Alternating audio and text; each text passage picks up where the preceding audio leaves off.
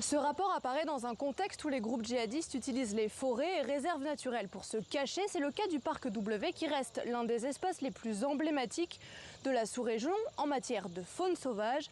Un parc que les groupes djihadistes utilisent depuis 2018 comme base arrière pour étendre leur influence vers le Bénin, le Burkina Faso et le Niger. Ils y ont installé des camps. C'est devenu comme une sorte de QG pour eux, dans lesquels ils organisent leurs activités. Ils collectent la zakat de toute la sous-région. Ils organisent la contrebande à travers plusieurs frontières. Et ils essayent aussi de transformer le comportement des communautés locales en lien avec leur interprétation de la charia. Mais au-delà de tout cela, ils mettent en péril plus de 100 ans d'efforts de conservation de la biodiversité.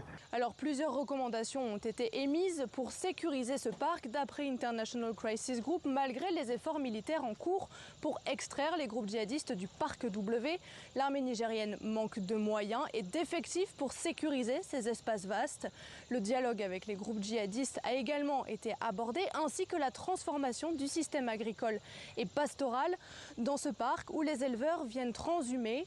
Une situation qui pèse sur le quotidien des populations sur place, soumises d'un côté aux pressions des groupes djihadistes et de l'autre aux opérations militaires sur le terrain. Des communautés qui se sentent aujourd'hui livrées à elles-mêmes.